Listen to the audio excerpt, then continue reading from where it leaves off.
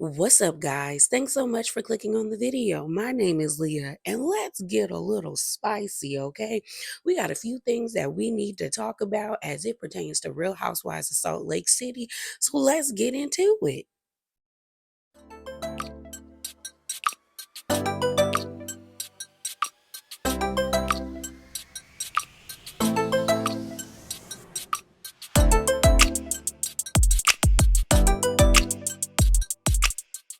First up, I did a standalone Spicy Corner video, but I titled it Spicy Corner Central because I talked about all the shows that I review, such as Real Housewives of Orange County, Miami, Potomac, and Salt Lake City.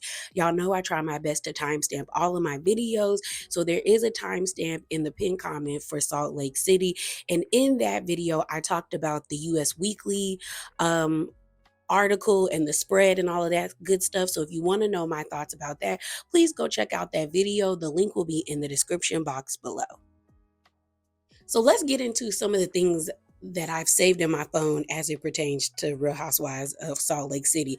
So first up, it looks like Heather is going to be the new Leah Remini just for Mormonism, because this was posted on October the 21st, and it says this: Real Stories of Secrets and Sins, the first episode of a three-part limited series, Surviving Mormonism with Heather Gay, premieres November the 11th on Bravo, with all episodes streaming November the 12th on Peacock.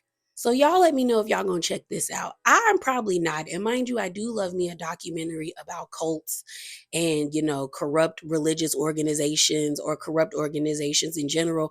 I definitely love documentaries about scamming and people being frauds and embezzling money and things of that nature.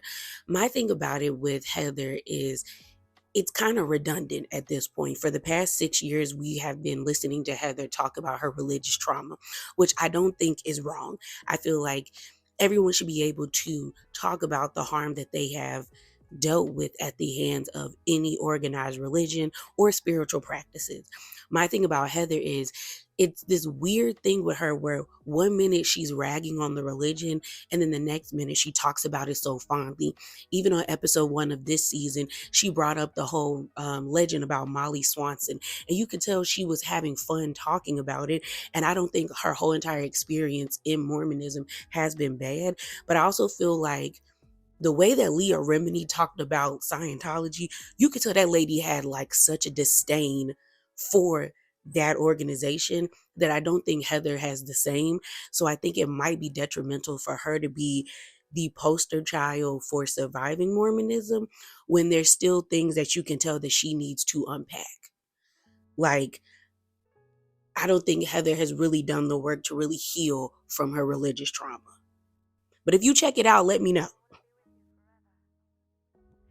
Let's get into some tweets, okay? So a lot of people were making mention of Lisa and the cash that she had on episode 6 in her hand.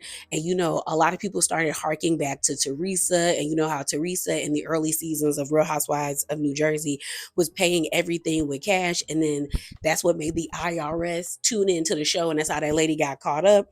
I didn't really think anything of it, but a lot of people said some things, and Lisa actually responded to those on Twitter who were making comments about the wad of cash that she had. So the first tweet is from a guy by the name of Keith, and he said this: Remember what happened when Teresa kept paying cash for her high ticket prices, hashtag RHOSLC, and then they put a gif of Jen Shaw saying they don't know any better. So then Lisa responded to this person by saying, don't worry, I have 3 Air Max cards and a Chase Sapphire card too. So she letting the people know, like, just because I had that much cash does not mean that the girl is out here scamming and frauding. So the next tweet that I saw was another person saying this by the name of Austin Summers. Anyone else feel weird watching at Lisa Barlow 7 flex that wad of crisp 100s? I think the only other housewife we've seen shop and show that much cash on cam was at Teresa Giudice. And then Lisa responded by saying it was tip money and I used it to thank Heather by getting her stuff. No big deal. So Lisa's letting the people know, y'all, my money is good. It's not funny. Ain't no Teresa Giudice over here. And I hope for your sake, Lisa, it isn't no Teresa Giudice over there. Okay? So continuing with Lisa Barlow, okay, Angie responded to a comment that Lisa made. So Lisa was asked, like, what does she think about Angie being center snowflake in the intro? And I talked about this in my Spicy Corner Central video. Again, there are timestamps. Check the link in the description box below if you're interested in that video. Well, Angie did an interview with Bryce Sanders and she wanted to respond. So this is what was said. It says, Angie responds to Lisa Barlow's comment about her being the center snowflake. Lisa said, Bravo says it's all off of height and hair color. Angie fires back. That's just her way of trying to downplay center snowflake. I'm so honored to hold the center snowflake. Everybody wants it, and it has nothing to do with height. We all know it is based on what you contribute to the show. It means I show up, give a personal story, I work hard, and I was authentic and shared with the viewers my real life. Hashtag RHOSLC. Now, I thought Lisa's comment was funny. And I think Angie's comment is a good comment.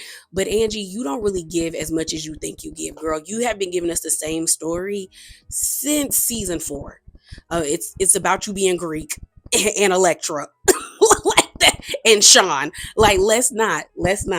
But I do think that's a good comeback. And yes, like Angie is saying, everybody on the show wants to be center in front stage. Everyone does. Like, it shows how valuable you are to the franchise as well as the network. So Lisa was throwing shade and Angie caught it and she threw it back. So moving on, let's talk about Miss Meredith being on Watch What Happens Live Tuesday night after episode 6. So Andy ended up asking Meredith several questions, but 2 clips that I saw of Watch What Happens Live is what I took interest in. The first clip that we're going to get into is Andy asking Meredith what was her thoughts about Lisa and Heather's conversation at the boutique. So let me pull that up for you guys. On to Lisa and Heather. This was an interesting shopping trip.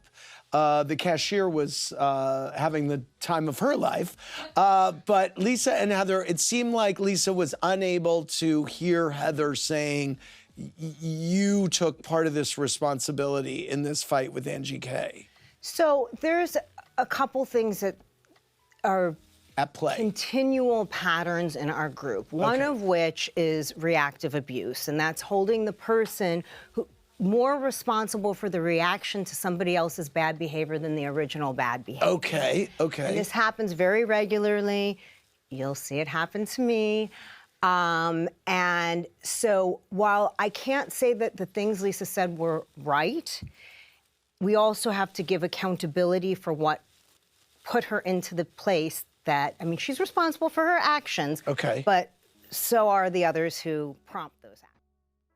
So I like that Meredith brought this up.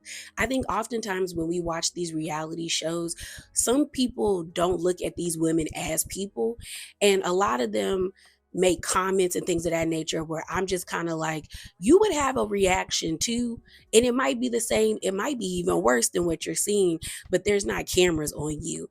And her statement made me think of Candace Dillard Bassett, one of my favorite housewives, where I used to get so irritated when, like, being on Twitter and in Instagram comments and things of that nature, because people would always say that Candace is nasty, she's mean, she's hateful, but they would never point out why she was being nasty towards Ashley or towards Giselle or towards Robin or towards Monique. It was always her response was too much, but it's like she wouldn't be responding if you weren't picking at her or if she wasn't responding to disrespect. And the same thing I feel for Lisa in her confrontation with Angie. I totally understand why people don't like Lisa. People find her to be an asshole, narcissistic, insufferable. But what I don't agree with is people acting like Lisa started this confrontation with Angie when at the beginning of the season, Angie compared Lisa to Jen Shaw. Then she lied about it when they were at Amy's house. Like, she tried to not own up to it. Then you have her at Lisa's failed lunch in bringing up her son's products, saying that they were beneath her store and they should be at Walmart. Like, why are we not focusing on that? It's like y'all want to start the argument in the middle and not at the beginning. Again, I get it. People don't like Lisa, but if you're going to be honest in your opinion and assessment about the situation, start at the beginning. Don't start in the middle. because them text messages didn't happen out of thin air. like that's the part. And then the argument that happened on episode 6, now not 6, episode 5, is because Angie on Mad Day decided she wanted to throw Lisa under the bus or get Meredith to be angry at her by telling Meredith that Lisa told her to dig up stuff. Like, Angie's been doing things to Lisa. You cannot like Lisa's response, but don't act like Lisa is just responding to things just out of thin air. Like, that's weird to me. So the next clip I want to play for you guys as it pertains to Meredith is her talking about Todd's comments about Bronwyn not going on the trip, or recommending that she does not go on the trip. Really, he wasn't recommending, he was more like demanding she didn't go on that trip. Okay, but let me pull that clip up. Meredith, first off, your first reaction to hearing identity theft and fraud rumors regarding Bronwyn? Shock. Yeah. A little bit of fear, of course, because you don't really know what's true means. and what's, yeah, yes. You don't know the backside of it. And what was your reaction seeing Todd being like, you should not go on that trip with those women? I can't argue that he was necessarily wrong. I mean, it is kind of a dangerous space to go with that stuff looming and undefined. Right. So I was surprised by Meredith's response, because I was pretty sure Meredith was going to chastise Todd for suggesting that Bronwyn should not go on, the cash trip. But for her to say, like, it is dangerous for you to go on this trip when these things are not clear and defined, maybe Meredith is suggesting that Bronwyn could incriminate herself. But to me, her not going on the trip and Todd saying don't go on the trip makes me feel as though, girl, you are not as innocent as you're trying to portray. Like, Bronwyn was trying to act like, oh, I was 19 and there was some back rent and all that. Girl, it's more to that. You not getting charged with felonies with back rent. Because shouts out to Sutton's Roller, they basically put it in plain. It says, reminder, Bronwyn faced 6 felony charges in San Francisco, 1 count of identity theft, 5 counts of grand theft, taking directly from victims. Hashtag RHOSLC. All of y'all are worried about Lisa being the new Teresa, but y'all need to be worried about Bronwyn being the new Jen Shaw. Because what do you mean there's victims? What do you mean? And I want to get into a tweet. So I tweeted out my frustrations about Todd and Bronwyn automatically saying that Lisa is the culprit. Because to me, y'all know when y'all get on these reality shows, people gonna go digging. They always do. And my thing about it is, if you're going to get on reality TV and you have a shady past, you might as well own up to it right on camera before anybody can expose it, in my opinion. And I feel as much as Bronwyn was harping on Lisa being honest and transparent about her legal situation, Bronwyn should have either shut up and stayed out of it, or admitted that she also had legal troubles as well. Because now it looks funny that you don't want to talk about what you've been through, and you're saying it happened years ago, but people are saying, no, girl, this happened in 2021. Like, if you just should come clean. But I was tweeting out how I was feeling about this situation, and a Twitter user commented underneath my tweet, and they added a mutual by the name of the Bravo Derm. And pretty much this person created their own working theory about Bronwyn's charges with circumstantial evidence. And this thread that they created that we're going to read dates back all the way to September the 30th, 2025. And this also coincides with my frustrations with Bronwyn and Todd. This person was not prompted or forced by Lisa to do this. They did this on their own because you're on TV and you're not being very honest about your charges. So they went through evidence that's already online to give us a working fan theory. And I thought it was pretty interesting. And so I want to talk about it. So let's get into their tweet. And it's pretty long, so bear with me. It says, my working theory, Bronwyn's 2021 criminal charges, hashtag RHOSLC, hashtag watch what happens live. It says, as most people now know, on March the 8th, 2021, Bronwyn was charged with 5 counts of felony grand theft, theft by an employee for more than $950, and 1 count of felony identity theft using another's personal info for unlawful purposes like obtaining goods/credit. Her employee status matters because it changes the status of limitations for the grand theft felony charges from the traditional 3 years for occurrence to 4 years from discovery. It also is relevant in trying to figure out what she might have been charged for, given some of the circumstantial evidence that's out there, which I'll address. As I found no police records or arrest records associated with this case, I suspect she was probably not physically arrested. The case might have begun with a complaint by her former employer, which initiated a police investigation. This could have allowed pre arrest intervention. Accordingly, I suspect she might have hired her attorney, Julia Jane, in before charges were filed. This might have made it possible for her to negotiate with the DA's office for something like a courtesy summon for arraignment in lieu of her warrant being executed. This happens with some frequency with white collar crimes. Bronwyn hired a top criminal defense attorney who was a former prosecutor and specializes specifically in white collar criminal defense. On last week's Watch What Happens Live appearance, Bronwyn was asked about these prior criminal charges and responded that this was a sealed dismissed case from 10 plus years ago that she can't super talk about because it's been sealed by the courts. That was very helpful to me in trying to piece together what happened. On May 28th, 2021, 3 months after Bronwyn was charged, there was a post about primary caregiver diversions on the Jane Law Group's website. I suspect Julia Jane was already representing Bronwyn at that time. That post explains caregiver diversions came into effect in January 2020 due to changes in California Penal Code 1001.83. It authorized local governments to create diversion programs for parents/legal guardians to children under 18 years old. I suspect this was the route they went with Bronwyn's charges.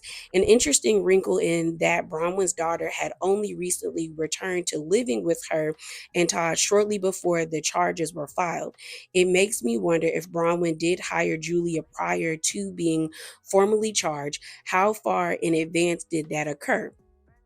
It continues on by saying 100.83 might have been invoked directly with those 6 felony charges, or Bronwyn's lawyer might have negotiated with the DA to reduce those 6 felony charges, all wobblers, meaning they can be charged as felonies or misdemeanors, or 2 misdemeanor charges. So basically you can turn a felony into a misdemeanor. It says San Francisco's local 100.83 program approved 6 to 24 months diversion terms, which could include things like classes, restitution, community service, and counseling. After successful completion of diversions, Bronwyn's lawyer might have filed a motion for dismissal under 1001-83, which mandates dismissal upon completion. Petitioning for sealing might have followed, as 100.83 automatically seals records post dismissal. I suspect the February 8th, 2022 scheduled court appearance for Bronwyn might have been a diversion status hearing. It's interesting to note that Bronwyn posts on her new deleted Insta questions about having met her goal of 100 hours of community service in November of 2021, which would fit this diversion timeline. So then they actually posted screenshots of the Jane Law group, and it says primary caregiver diversion, how this California law looks towards the next generation. And it was posted on May 28th, 2021. And then they also attached a screenshot where it explains what the diversion program or the penal code is. It says, the defendants is a custodial parent or a legal guardian of a minor under 18, resides in the same household as that child, provides care or financial support for the child, absent in child's life would be detrimental, has been advised of and waived the right to a speedy trial and speedy preliminary hearing, has been informed of and agrees to comply with their requirements of the program, will not pose an unreasonable risk of danger to public safety, or the child, is not being placed into this program for any serious or violent felony, and is not being placed into the diversion program for a crime alleged to have been committed against a person for whom the defendant is the primary caregiver. So I'm guessing what this person is suggesting is that they used this code in order to get Bronwyn's case sealed up and so that she didn't face any jail time. It seems all she had to do allegedly was community service. Now, they also attached the screenshot that they were talking about in the tweet, and it is dated December the 28th, 2021. And it is a question, like a Q&A thing that you do in Instagram. And it says, how did your volunteering goal go? Love that you and G were doing that together. And so it's a picture of her and Gwen, and it says this was us together one night at a service project for Sister Goods. And then she also said, we achieved our 100 hours in November. It was tough to finish towards the end of the month as we got behind when I had a hip procedure earlier than planned. It says, but we love servicing and volunteering together. I think we'll do smaller monthly goals in 2022 so it doesn't conflict with her schooling, and also so it stays fun and focused on the mission and not a stressful, we have to get this done mentality.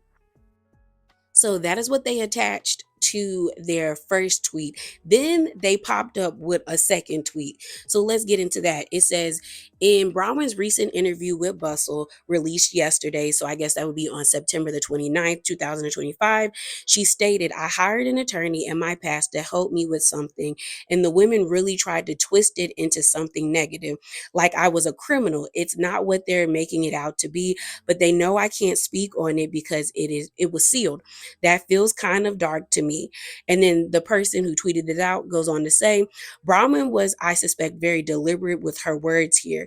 If the case was dismissed and sealed via diversion program, that doesn't mean she didn't commit the crimes for which she was initially charged. It would just mean that in legal terms, she's not a criminal because there was no conviction due to the diversion, if that is indeed what happened. They go on to say, I think it's worth pointing out that San Francisco has a higher standard for initial charging of felonies compared to many other jurisdictions in California. The SFDA requires proof beyond a reasonable doubt of the suspect's guilt before filing felony charges. Most California DAs use lower probable causes thresholds for initial charging. So, what might have actually happened that led to these initial charges? There are a few pieces of circumstantial evidence that may help shed some light on things. First, there was Bronwyn's December 3rd, 2022 Insta Q&A where she was asked about her career in finance. At one point, she states, I allowed at the time unresolved trauma and frustrations about certain work situations to excuse some bad choices I made.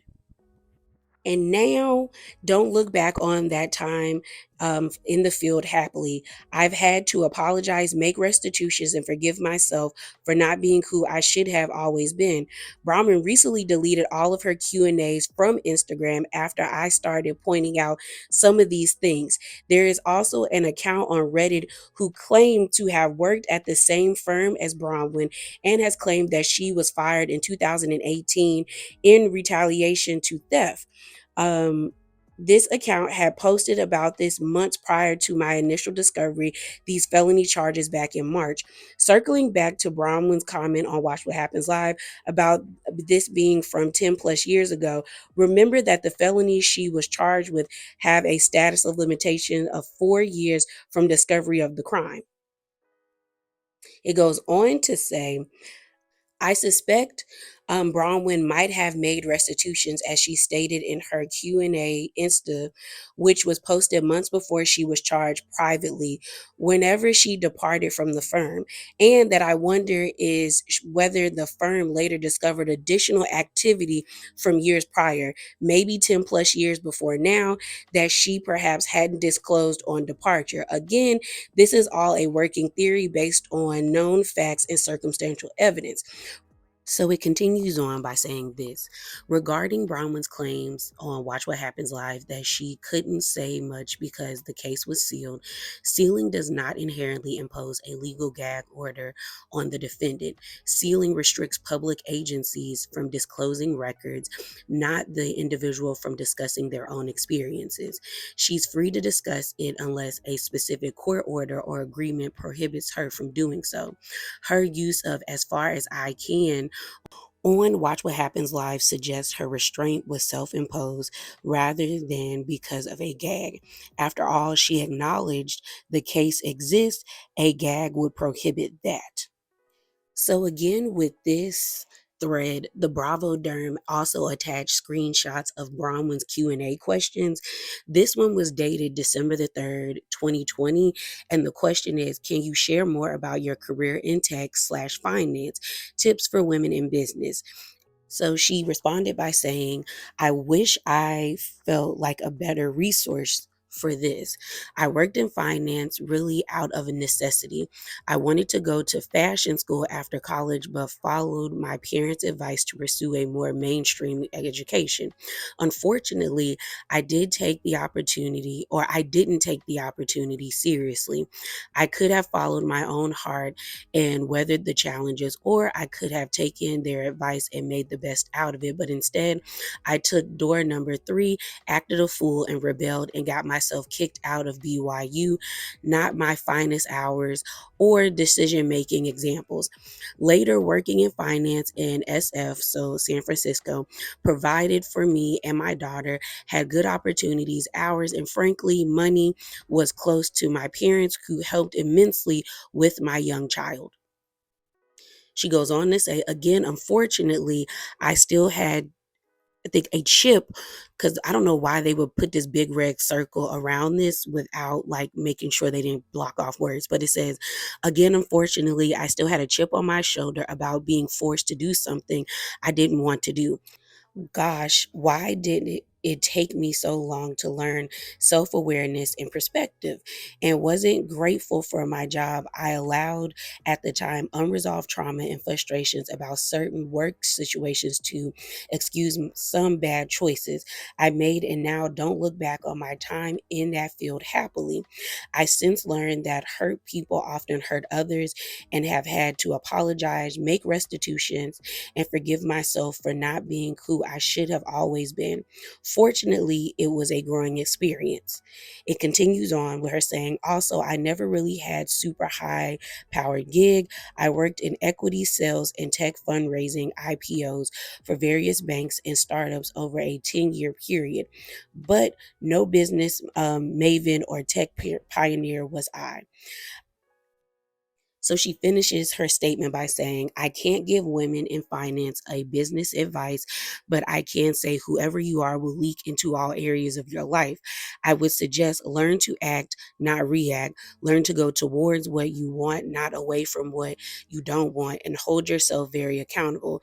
Being hurt or angry or any other emotions does not give you the out to behave like and then it's the poop emoji. And if you truly hate a choice or job or educational path, have the guts to start over. Don't be a jerk until someone forces you to. So they also posted the Reddit thread where people were dissecting Bronwyn's old Q&As that she had posted on her Instagram before she deleted them. And they blacked out the person on Reddit's name, but this was posted 11 months ago, and they said this: Bronwyn is a bit misleading with worked in finance. She was an administrative assistant in finance and was fired in 2018. The reason I know this is because I worked with her at the same firm.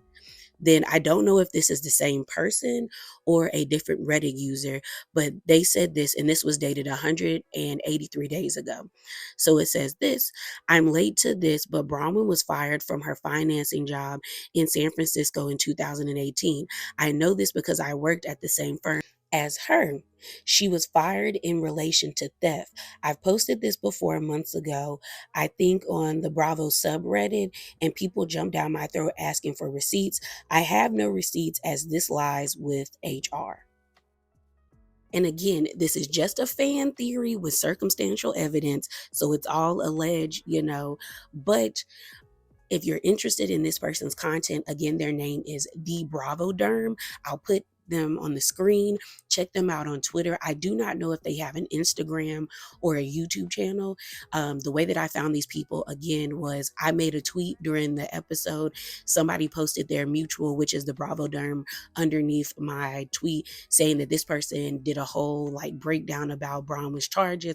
I went to their page, saw this thread, found the thread to be interesting, and I brought it to you guys, okay? And really why I wanted to talk about this is because it supports why I was frustrated with Bronwyn and Todd automatically assuming that Lisa was the one that brought this information or dug up this information for it to be exposed. Because people have been talking about Bronwyn's charges since March. I actually found out that I did the drama video about it back in April. Specifically, it was posted on April the 12th, 2025, which lets me know that most people already knew about this information, especially on Reddit, in February. They're always 2 or 3 months ahead. So I'm just looking at Bronwyn and Todd girl, why would you even get on this show if you had this in your past, it wasn't going to be dug up? The fact that the Bravo Dorm attached a screenshot of what I should have said, attached 2 screenshots of people talking about you because they worked with you. Girl, that means, and they're almost a year old. Girl, people have been talking about you since you and Todd stepped on the scene during season 5. You can't put all of that on Lisa. And even if they try to throw this on Whitney, and y'all know I do not like Whitney, but I feel like you can't put all of that on somebody unless you have evidence to prove that they really are going to the press, going to the blogs, and putting this information out. All you can do is be mad at yourself for not addressing this situation when you first got on this show. Also, let's not act like Lisa doesn't have stands and fans, and people will not go digging in your past to prove a point. You have been one of the people leading the charge to force Lisa to be honest about her civil cases when you are almost charged with 6 felonies. So yeah, girl. And it also doesn't look good that you have deleted that Q&A highlight, because I think you do know that there's stuff in there that would incriminate you when it comes to this situation. But yeah, y'all, that's all I got for you guys. As always, remember to be bravely authentic. Definitely hop down in the comments below and share your thoughts. Subscribe to the channel, like the video, and be on the lookout for my double review of Salt Lake City. I am still trying to catch up. Y'all know I was on vacation, so I think I need to review episodes 5 and 6, okay? And I'm out, y'all. Deuces.